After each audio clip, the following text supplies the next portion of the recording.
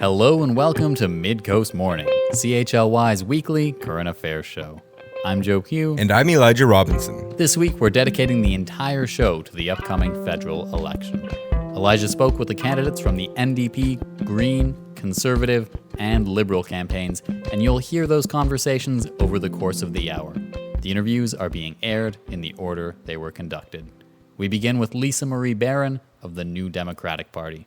Barron is currently a trustee with the Nanaimo-Ladysmith School Board and is representing the party for the first time. In the last federal election in 2019, the NDP candidate finished in third place in Nanaimo-Ladysmith with just under 24% of the vote. What are your thoughts on the election being called amidst this fourth wave of the COVID-19 pandemic? Well, Jagmeet and New Democrats made it clear that now is not the time for an election. We're, as you said, still in COVID. We're still wanting to, there's a lot of unknowns moving forward, and we want to be focused on keeping, people in our community and across Canada safe, and not on an election. So, yeah, we are in an election now, and so we have had, it was the worst kept secret around that this election may be coming up, and so we have been preparing for a while, and now that the election has been called, we're ready. We have a great team surrounding us, and are ready to continue in the fight for people in the environment. And I hope that I have a chance to stand in Parliament with Jagmeet and New Democrats. Speaking to preparations, each of the major parties had candidates prepared for this riding ahead of the federal election announcement. In your opinion, does this affect the local race in any way? No, I don't think so. I'm ready for the election. We began a process of deciding who would be the best NDP candidate for this riding, and we had contested. There were a few people who were interested in being the voice of this community for the NDP, which speaks to the level of passion and interest in this community, and we wanted to make sure that we were prepared in case an election was called. I'm ready to be the candidate for this riding for the NDP. I'm wondering, for people who haven't, who weren't at the campaign kickoff, what topics of interest will you be addressing throughout your campaign? For me, this community is my home. I'm not sure if you know much about my background, but I've been here for just over 26 years. This community is my home. It's where I've raised my teenage children. It's the community that I love.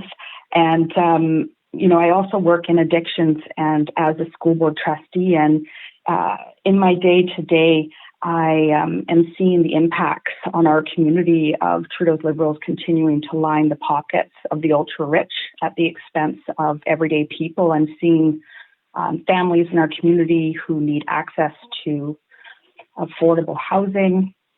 I'm seeing seniors who are having to choose between food in their fridge and prescription medications.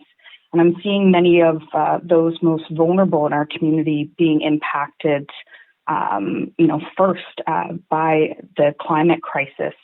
And Jagmeet Singh and New Democrats continue to fight for people, to fight for the environment. And I became the candidate for the NDP because I wanted to continue in that fight alongside Jagmeet and New Democrats to fight for people, fight for the environment. And those are most definitely my priorities in this election. And if you were to take the riding, how might you contribute to solving these problems? So if I were to be elected in this position as MP, our riding would have the voice that they deserve in Parliament, a stronger voice than what they've had for a while now.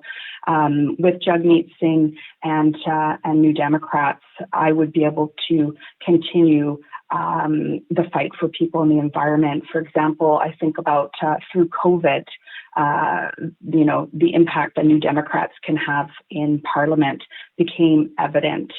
Jagmeet Singh, for example, pushed to increase CERB payments for workers Jagmeet continues to fight for increased accountability and lowering of greenhouse gas emissions. There's endless examples of how having a voice in a New Democrat voice in Parliament helps to improve the lives of everyday people in our community and to continue to fight for our environment. Right. And along the same thread, pandemic recovery and climate change appear to be hot topics in this election. What's your approach to pandemic recovery and climate change? Yeah, absolutely. Jagmeet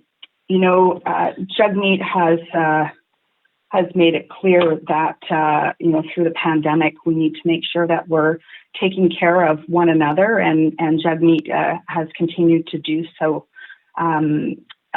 through the pandemic and moving forward. Jagmeet has committed to supporting small and medium-sized businesses, supporting individuals in our community to ensure that they have what they need to get through these challenging times. Jagmeet Singh has also just recently committed to 500,000 affordable homes across Canada, understanding that we are in a housing crisis. Jagmeet is looking at what Canadians need and what we need in this community to ensure that we are moving forward from this pandemic, and that we have a strong voice in Parliament to push through those Liberals, to ensure that we have, that people in our communities' needs are being met and that businesses are being supported as well, small and medium-sized businesses. And as you know, the Nanaimo-Ladysmith Riding is currently green leading up to the election, and of course, they only have so few seats. I'm wondering if any of the recent turmoil within their party is going to be a factor in the local race. Yeah, that's, a good question. It's evident that New Democrats have a strong voice in Parliament and continue to do so. With New Democrats, they have the official party status in Parliament, which means that they have the capacity to push through those Liberals to make the choices that are best for Canadians and for our environment. Unfortunately, without that official party status, there's just not as much that can be done. And so, while the Green Party unfortunately seems to be fighting amongst themselves, New Democrats are continuing to fight for people, to fight for the environment. And so I do have full confidence that New Democrats will be able to get the work done and will continue to do so. Okay, and in the latest federal election, I know the Greens took the vote by quite a large margin, and then NDP took a third in terms of percentage of voting. I'm wondering if there's any anticipation to see a rise in that, or if the, strategic voting will be a factor in the Nanaimo-Ladysmith riding. Yeah, I'm definitely hearing in the community, in my day-to-day, that individuals in this community are wanting a stronger voice in Parliament. I'm hearing that, from members in our community, that they want MP for this riding that has the capacity to have a strong voice in Parliament, to fight for people, to fight for the environment. I think, what I'm hearing from people is that now is the time for us to turn this riding back orange and to have that voice that we deserve in Nanaimo-Ladysmith. I'm wondering, just generally, what does this election mean to you? That's a great question. This election means a lot to me. I'm, as I said before, this community is my home. It's where I've raised my two teenage children who are now 14 and 18 years old. I work in addictions as well, as I've mentioned before. I'm very much invested in this community. Having an NDP voice in Parliament would provide that strong voice that Nanaimo-Ladysmith deserves to get the work done, to bring concerns forward in Parliament, and to advocate on behalf of those in Nanaimo-Ladysmith as well as the environment.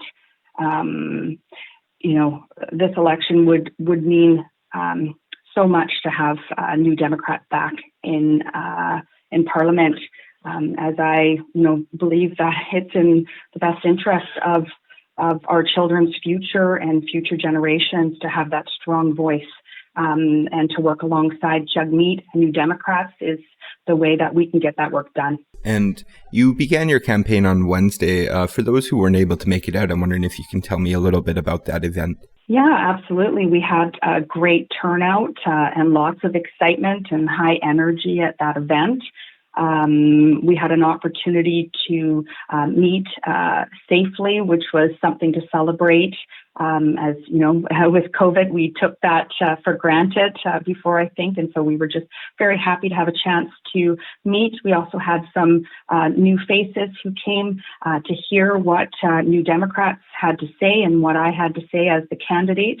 I talked a little bit about who I am and why I'm running as the candidate for New Democrats, and why a New Democrat MP is the way to move forward.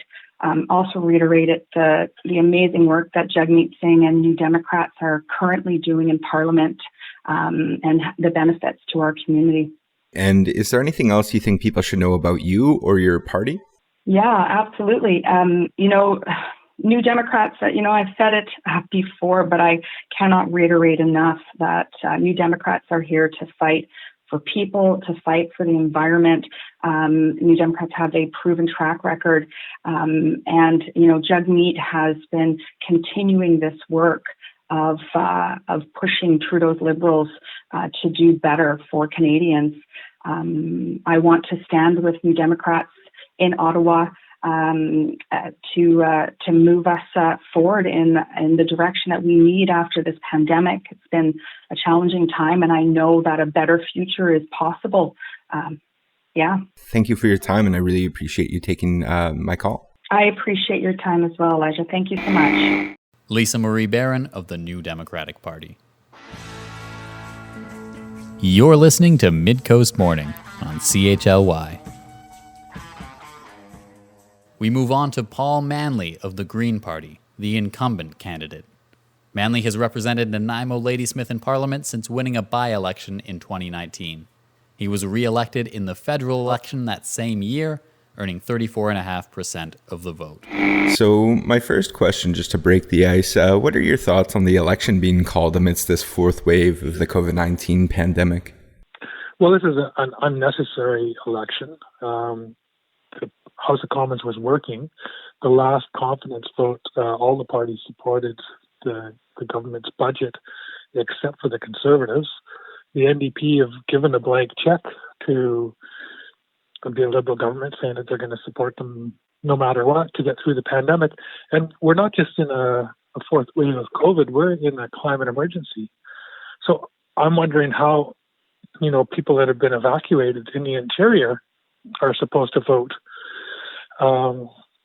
when they can't even be in their homes. For those unfamiliar with your platform, what topics of interest will you be addressing throughout your campaign? Well, the top thing right now for me is climate change. And that's what I ran on in 2015 and in 2019. And we are in a climate emergency. We could see it with all the wildfires. We've had people die in the heat wave. 570 people died in the heat wave in these wildfires. We've lost 2 communities. Thousands of people have been evacuated. Thousands more are on evacuation alert. We are in the middle of a severe drought here on Vancouver Island, but right across the country and across North America, and it's affecting crops. We're going to see food prices spike this winter because of that. So the climate emergency is here. We declared a climate emergency in the House of Commons 2 years ago, and we need to act like we're in an emergency. The other issues that I'm working on are affordability. So, the housing market here has skyrocketed during COVID, and the homeless population is growing. we need to deal with housing affordability crisis, which means building more affordable housing units, but also dealing with the use of residential real estate as a place for the world's ultra wealthy to hide their wealth as a tax haven, because they don't need to show who the beneficial owner is of properties. They can hide stuff in numbered companies. And we know that residential real estate has been used for money laundering in Canada. And so we need to deal with the structural issues around the housing crisis, as well as making sure we build more affordable housing. And we need a wealth tax. We need to make big corporations pay their fair share, and the wealthy as well. And so it's too easy right now to offshore wealth for the billionaires, the billionaire class in Canada. They've increased their wealth. The 48 richest people in the country now have $250 billion between them. And they increased their wealth by $78 billion during the pandemic. And we have corporations doing business here that don't pay taxes here, or pay very little. So Google and Facebook and Amazon all need to pay their fair share. If they're doing business in this country, they should be paying taxes in this country. And of course, with COVID, one of the things I've been working on all along with COVID is making sure that individuals and businesses get the help that they need. And there's been a whole patchwork of programs introduced by the government. We had called for a guaranteed livable income on an emergency basis so that nobody would fall between the cracks. That's something we've been calling for a long time. Before the pandemic, it was only Elizabeth May and myself that were talking about guaranteed livable income in the House of Commons, and it's become a more popular idea and has hit the convention floor for policy debates in both the Liberal Party and the NDP Party. So we propose a lot of good ideas like that, and work on bringing the other parties along to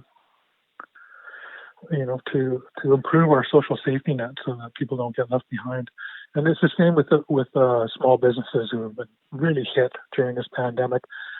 A lot of them struggled to get the relief that they needed and the programs that they needed. So, with this fourth wave, we're going to need to see continued support for businesses and individuals. Speaking of debates, I know on June 22nd's House of Commons session, you had spoken to some of these issues like the tax reform and the climate crisis. I'm wondering what you have been able to achieve during your term in Parliament. Well, I managed to get a number of amendments through to different bills. With the medical assistance and dying bill, I've got a couple of amendments passed that protect people with diverse abilities or disabilities. I got a number of amendments passed with the Broadcasting Act, which unfortunately didn't get through the Senate, so it's died on the order paper.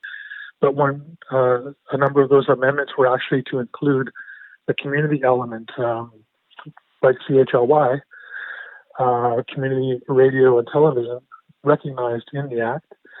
I got a motion passed through the House of Commons with unanimous consent to demand that the British government index the pensions of UK pensioners living in Canada.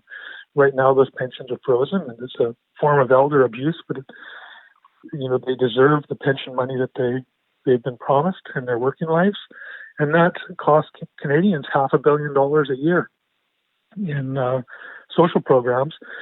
And we pay pensioners, Canadians who live in the UK, their full pension indexed, and the UK pays index pensions to their pensioners living in the United States and in the European Union. Why not Canada? So that's one of the other things I managed to get through.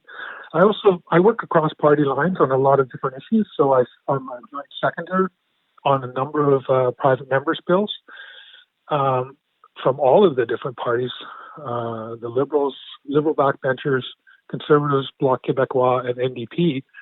And two of the Conservative private members' bills actually passed, and one of the Bloc Québécois bills passed as well.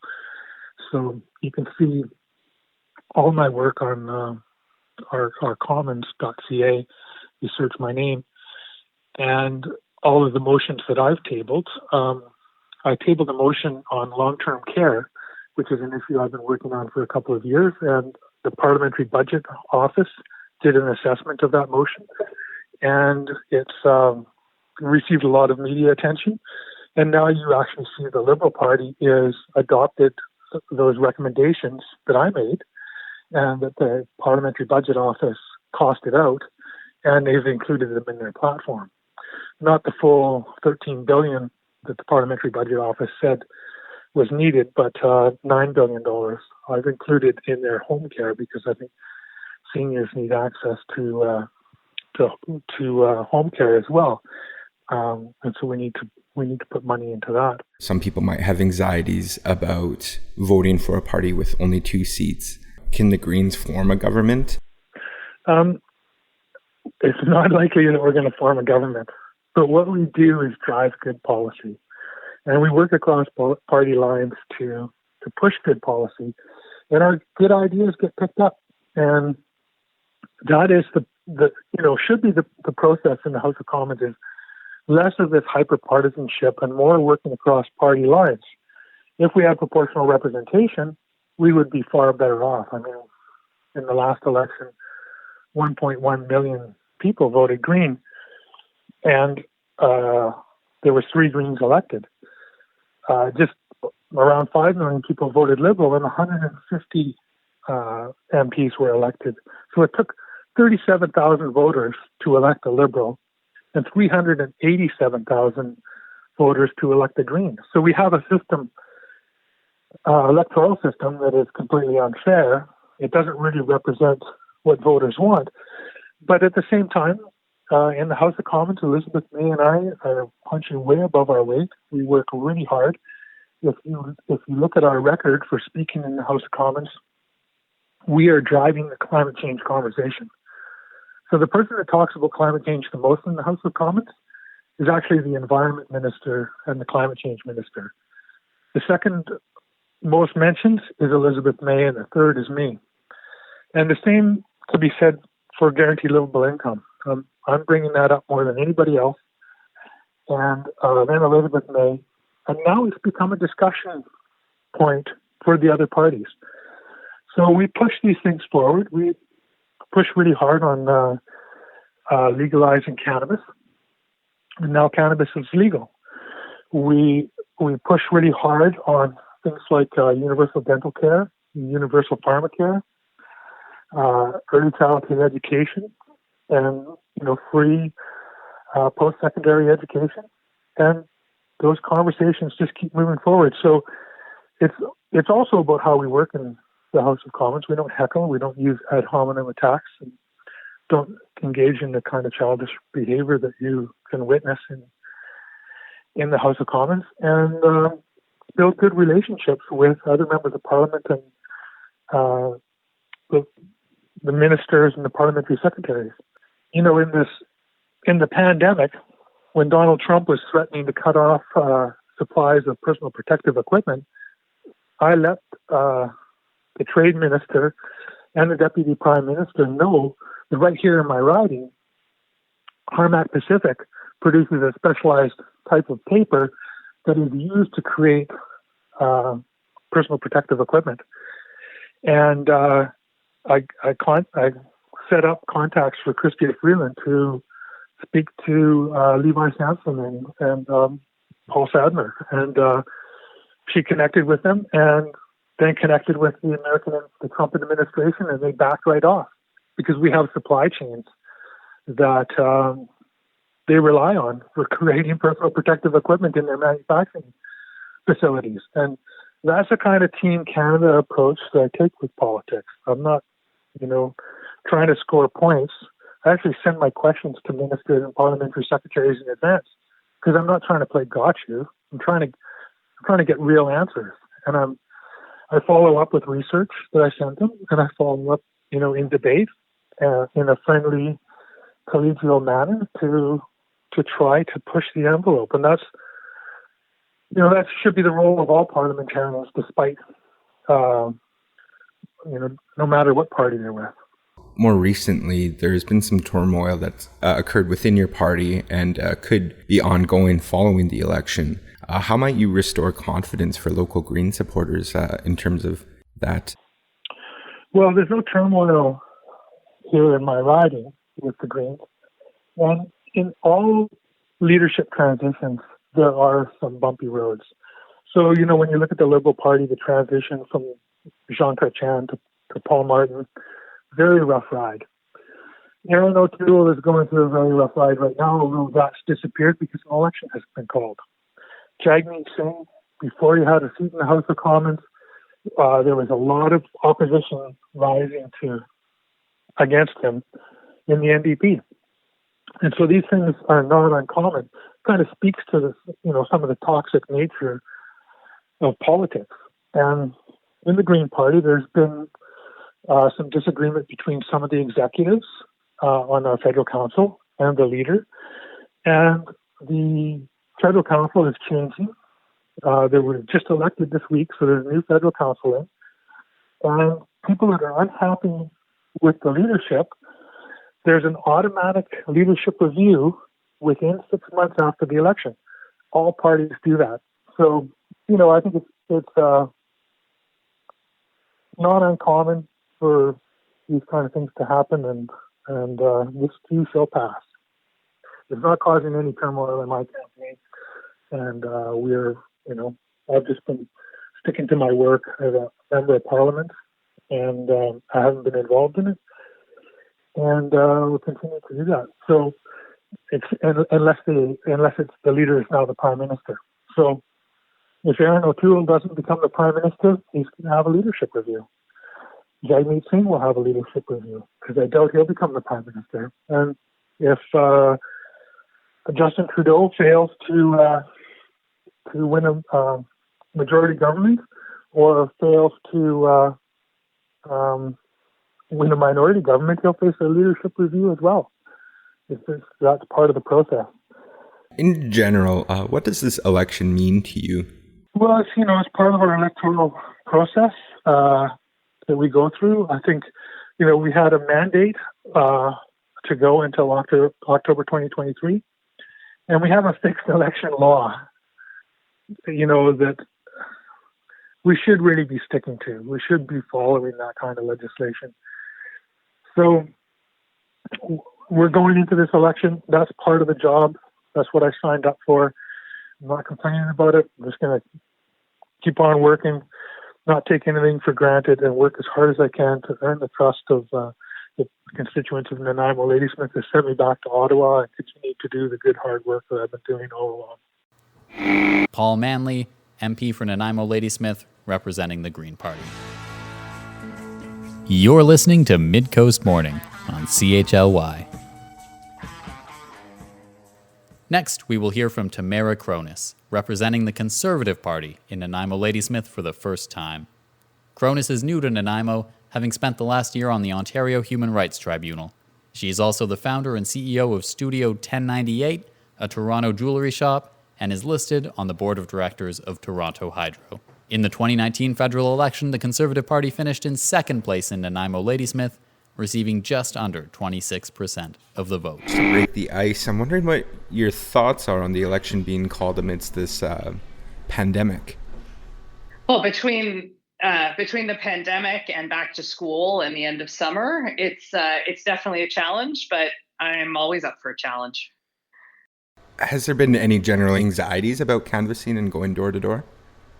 So there hasn't. I've got a mask with me on my arm, and I try and stay far enough back from the doors. I mean, it's a hard balance to make between not wanting to be out there right now, but also wanting people to get the chance to get to know you so that they can exercise their democratic rights. I mean, the right to vote is so basic that I think it's really important to be out there and to be at the doors. And so I'm trying to do that in a safe way. And so far the reception I'm getting is that people appreciate that sort of respectful ability to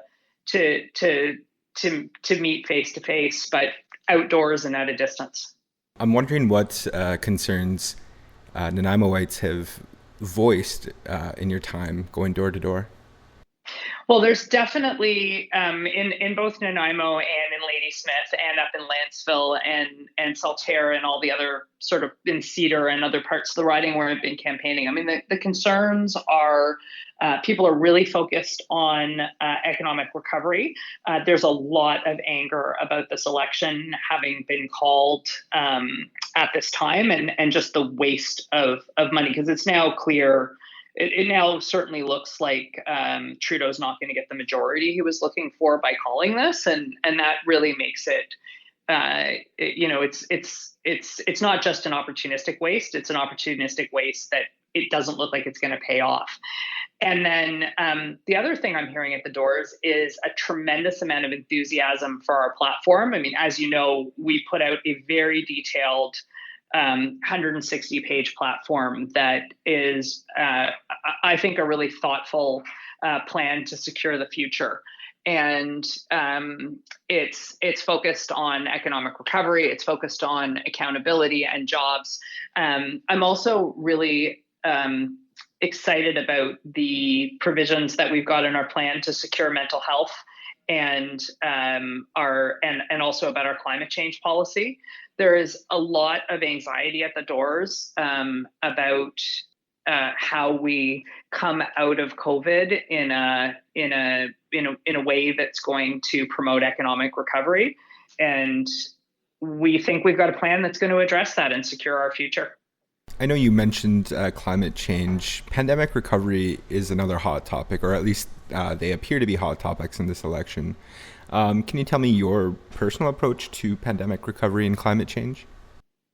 So on the pandemic recovery side, one of the proposals that we have to help make that transition back to sort of full employment is the secure jobs plan, where if a business hires someone who's unemployed, we will provide somewhere between 25 and 50% of their wages for a year to sort of promote that hiring. And what I really like about it is one of the things you hear at the doors. One of the things I've been hearing at the doors over and over again is concerns about affordability and inflation. And we really need to get people back to work, but we need to do it in a way that isn't going to cause more inflation. And this is a way to get people working again, but to help employers with the additional cost of hiring so that they don't have to raise their prices. And switching gears here, I understand you have an extensive history in law. How has your experience in that discipline prepared you for this campaign? Well, my background is I've got a background as a human rights lawyer and as a human rights activist as well. And I've also done business law. And so what I think I bring is an ability to read legislation, to understand how it's operationalized in real life. And the House of Commons is the body that makes that legislation. And I'm hoping that I can bring my skills to be able to do that in a way that's going to benefit Nanaimo-Ladysmith and make our future secure and affordable, and also to do it with compassion and respect for everyone's dignity and rights. You're also the owner of Studio 1098, which is a Toronto-based jewelry studio, of course. Does your background in that line of work affect your campaign or your approach to the work that you would be elected into in any particular way? I think so. I mean, one of the things that I'm most proud about in having been a business owner is I'm really proud about having created jobs. And, the studio was only based in Toronto when I was living there. It just happened to be where I had a retail store. So that was the address we were using. But the truth is that I've pivoted along with most businesses, not just because of COVID, but also because the ability to sell things online really allowed me to expand my business and allowed me to grow it. And I've done custom jewelry work internationally. I've done it in I don't know, at least somewhere just in at least sort of half a dozen countries. And I scaled that business back a couple of years ago to be able to prepare to take on the work of running a human rights tribunal. And that put me in a great position when I left the Human Rights Tribunal to be able to make this run for Member of Parliament for Nanaimo-Ladysmith. And by comparison to your rival candidates, you're relatively new to this community. Do you think that will be a factor in the support you garner through the campaign? So it's really interesting that you'd ask that. I mean, most people in Nanaimo aren't from here. And Nanaimo and Ladysmith are vibrant, and the riding in general, all the way through it, are vibrant communities that are growing. And I'm part of that growth. And I think that actually puts me in some ways in a better position to speak for the community, because I understand why people want to come here. I understand what the community has to offer, but I also understand some of the challenges of coming here and some of the challenges that are facing our communities as they grow. Just speaking to those pros and cons of the city, can you elaborate on why people might want to come here and what challenges the city are going through? Sure. Thanks a lot for that question. The reality is that Nanaimo's growing. We need more housing. We need to address chronic crime. We need to seal the deal and finish the work on getting a fast foot ferry here. There are infrastructure challenges. We need to work with governments at all levels to be able to improve access to healthcare, which is something I'm hearing out at the doors. Definitely a matter of provincial jurisdiction, but you look at some of the proposals that we're making around mental health and also just around access to healthcare, and I'm hoping that I'll be able to work with my provincial and municipal counterparts to be able to help with that. And then, of course, we have a vibrant First Nation. We have several vibrant First Nations in the riding who make major contributions here, and we've got some really important provisions in our plan that I think will be able to help build the riding in all parts of it. For the uninitiated or unfamiliar with that plan, would you be able to elaborate on that a little bit more? Sure. One of the things that the Conservative Party thought was really important, particularly in the context of everything that's going on, is we thought it was important for people to know really what their choice is. And our party, the Conservative Party, released a 160-page plan that is our election platform, and it's available on conservative.ca. And it has very detailed, certainly more detailed than any of the other parties, detailed platform promises that talk about what we would do when we are elected. And I got to tell you, I'm really excited about it. I mean, it really is a comprehensive plan. And, being in a situation where the NDP have really been propping up the Liberals in the House of Commons, it really is coming down to a choice this time around as to whether or not people want our plan and they want everything that will come with that, and if they want to secure the future, or if they like to have more of the same. On that note, I know that the Conservatives took the second most votes in the 2019 federal election for the Nanaimo-Ladysmith Riding, and then I also understand that the Conservatives are currently the opposition. Does this affect your campaign in any way? Well, it does. I mean, one of the things that's clear is this riding's not going to elect a Liberal MP. It's either going to be me, or it's going to be it's going to be the NDP or the Greens. And the truth is that I offer this riding an opportunity to have a seat at the table. I mean, I'm really hoping that that we're going to be able to pull this off and make government. The momentum across the country for our platform and our plan is really encouraging.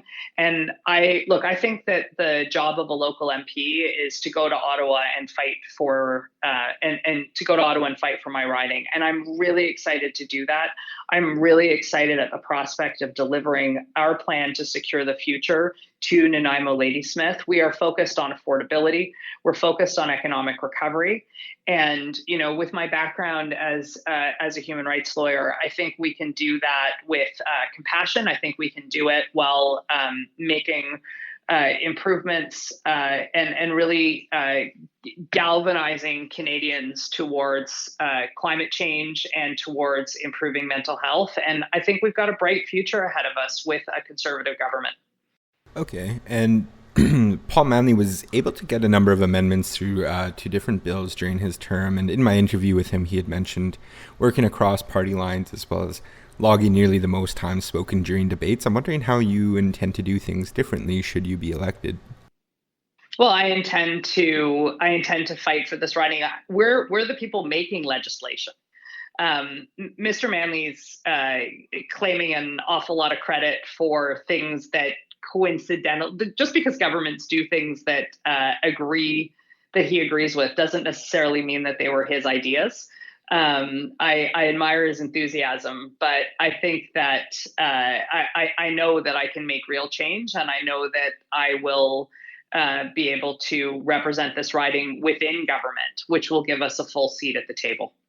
What are your expectations for this election? I'm going to win. I'm going to keep knocking on doors and talking to people in the riding. I'm going to keep delivering our message that we're the party to secure our future and to facilitate economic recovery. And my expectations are that I'm going to continue to listen, and I'm going to continue to advocate for our recovery plan to secure the future. Tamara Kronis, representing the Conservative Party. You're listening to Midcoast Morning on CHLY.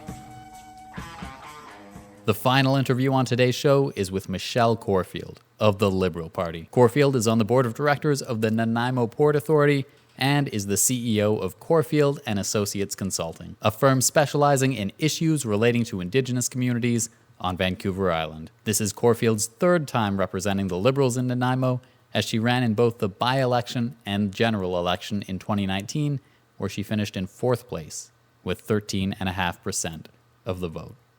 So just to break the ice, I'm wondering, what are your thoughts on the election being called amidst this pandemic? I think it was the absolutely right time to call it. Canadians did not foresee this event happening in 2019. None of the parties seen it happening, and we as a country deserve to have input in how we shape our future. So I believe it's the right time. And I understand that pandemic recovery and climate change appear to be hot topics in this election. What's your approach to these issues? Well, I think the pandemic recovery is, ensuring all Canadians are safe or have the ability to be safe is a priority. We need to find ways to help our healthcare workers and boost that training and encourage more people to get trained in the healthcare field. It's no one's remiss in knowing that we're short family doctors. That's been an ongoing issue for many, many years. And to train a doctor takes quite a few years. So having a bold action plan to how to train Canadian doctors and let more in is really important. I think we have to take care of our small businesses. They've been hurt the hardest. You've seen many of them not being able to open because they weren't deemed an essential service. We need to find ways to support those small businesses. We have to have federal investment into infrastructure because that brings jobs, and that brings good paying jobs for those that need to get into find work. It's important. I understand there are things like mail-in voting to at least mitigate some of the potential for new COVID cases. I'm wondering, doesn't it seem a little contradictory to call forth an election if safety is of an utmost priority? No, because lots of regions have called for elections and they've done them very well. It's important for Canadians to be able to have input in how we design our country from today on. And I saw just recently you had addressed the housing crisis in Nanaimo. What would be your approach to solving this issue? Housing it's not just about housing, it's about affordability, and it's about everything that it takes to make a house. That all has a ripple effect, right? The cost of plywood has gone up, doubled in the last while. So we have to find the root cause of why housing prices have increased so much, and we also have to create good jobs so people can afford to buy a house or a condominium or a duplex. And we have to have mixed use. We have to have a range of housing options for everybody. Not everybody wants to live in a single-family home. Maybe some people want to live in condominiums. There has to be affordability options available to everyone. I understand that the Liberals have pledged a $50 million BC Old Growth Nature Fund. Yes. Can you tell me more about that? They are the only party that has announced anything to do with the old growth forest. That $50 million fund is the beginning where we hope, it'll attract more investors to put into the fund to save our old growth forest. We also know we have to have deep discussions about reconciliation with our First Nations. That's another way we can, and we also have this government creating conservation areas with our First Nations. I believe over 80 have been created already. So I think in partnership, the federal government and the ability it has is through First Nations engagement. I mean, we have to get the province right there in charge of forestry, but it's about finding ways that the federal government has influence and enabling that influence to shape protecting the old growth forest. And how might the fund affect the ongoing Fairy Creek conflict? Well, what I'm going to say is in 1993, the war in the woods in Clackwood Sound was happening. This is not a new issue. The Nuchalnet came together and were opposing logging in their area by McMill and Blodell, and that resulted in them gaining a tree farm license, which they had ownership and control over. So I think, and I stand behind it, is we have to work with our First Nations. We have to move forward on reconciliation. We need to move forward on settling the land claim issue. It continues to be outstanding, and we need to be able to put those agreements in place so we can all have certainty. You were also the Liberal candidate for this riding in 2019. Has that experience informed your current campaign in any particular way? Yeah. So I was fortunate in 2019 to run 2 times, so I have had the opportunity to learn and understand more. And in 2019, minutes before the writ was dropped, my mom died. So I went into a campaign and an election completely devastated by the loss of my mother. And so what I learned from that is she supported me 100% then, and I felt her encouragement and strength throughout that campaign. And it's because of her I understand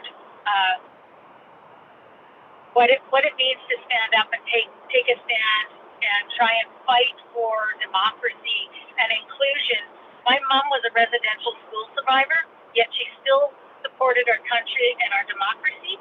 And I believe this enables me to carry on with her thoughts and her beliefs, because Indigenous people need to be represented in government. And she was one of the ones that told me that has to happen for things to change. So, yeah, it informed me, and it made me a stronger advocate for our country. And speaking of resurgence and reconciliation, I'm wondering what your approach to those, as well as, I guess, the typical end goal of those two things, which is decolonization. What would be your approach to that? Well, I've been working in this field for over 25 years. My approach has always been, you have to come together collectively. We're all here to stay. So we can't be at fighting ends of different objectives. We have to be working collectively to advance each other's interests and respecting those and concluding those agreements in a fair and just way, right? So it's about two things. One, we have to build the capacity within the First Nations, and we also have to build the capacity within government and the bureaucracy to understand the issues. They're very different issues across the country when it comes to reconciliation. Each nation has been impacted by colonization differently, and so you have to approach them in a unique way. There's no cookie cutter. And speaking personally, I'm actually about to begin my internship with the provincial government. So I kind of understand, the initiative is to bridge the gap between First Nations and, provincial governments. But I'm wondering how, in your opinion, how do we bridge that gap between federal and provincial levels of government, as well as First Nations? Well, if the gap that we're bridging is recognition, or is the gap that we're bridging conclusion and recognition of title and rights? It depends on what gaps we're actually addressing at the moment, right? So if we're looking at reconciliation and recognition, that has to come from negotiations with each other, right? Everything has to be talked about. People have to be listening. They have to hear, and they have to understand. And a lot of this is about capacity, making sure everybody understands the issue. Right. And some of these issues that reconciliation is looking to bridge, some of these issues are complex and deeply rooted in a long history. In terms of educating people and making sure people are on the same page to bridge these gaps, what would be your approach to do that? My approach is always education. I co-founded the MBA program in Indigenous Business and Leadership at Simon Fraser University, which is a standalone MBA program solely dedicated to working through Indigenous business and leadership problems. So I am a complete advocate for education. We have to be able to see ourselves in every part of the educational system. So Canada's history can't be erasing the interactions with First Nations. It has to heighten them and enlighten them and share those. Good, bad, or indifferent, everybody deserves to know what our country was really like. For sure. And switching gears here, Paul Manley was able to get a number of amendments through to different bills during his term, and in my interview with him, he had mentioned working across party lines as well as logging nearly the most time spoken during debates. I'm wondering how you intend to do things differently should you be elected. I'm a collaborator by nature, so I always work in collaboration in any of the things that I have done. I've been a leader of the New Shulman Tribal Council. I worked in collaboration with 14 leaders there to advance those issues. And I believe listening, hearing, understanding, and working together, right? It's not about how many minutes you get on a mic. It's about what you can show that you've done, right? The proof is always in the end result. What were you able to accomplish? And so I believe in working hard to getting results for things that matter. I can stand on my own record, right? I led the development of the Steve Smith Bike Park, a collaboration between the city of Nanaimo and the Steve Smith Society, and we built almost $1 million bike park. And the Steve Smith Society part was over $400,000 in in-kind contributions. Look at the Port of Nanaimo, right? I've been at the port for over 6 years. I've been instrumental in attracting federal funding. Again, it's about working together. Also, speaking to Paul Manley, he received 40% of the votes, nearly, I guess in between 30 and 40, in the 2019 federal election for the Nanaimo-Ladysmith Riding. You were able to take 10%, which is fourth in voting for that year. Does this affect your current campaign, and what are your expectations for this election? My expectations are to deliver a campaign that's authentic to myself, right? And authentic to the people that I hope to represent.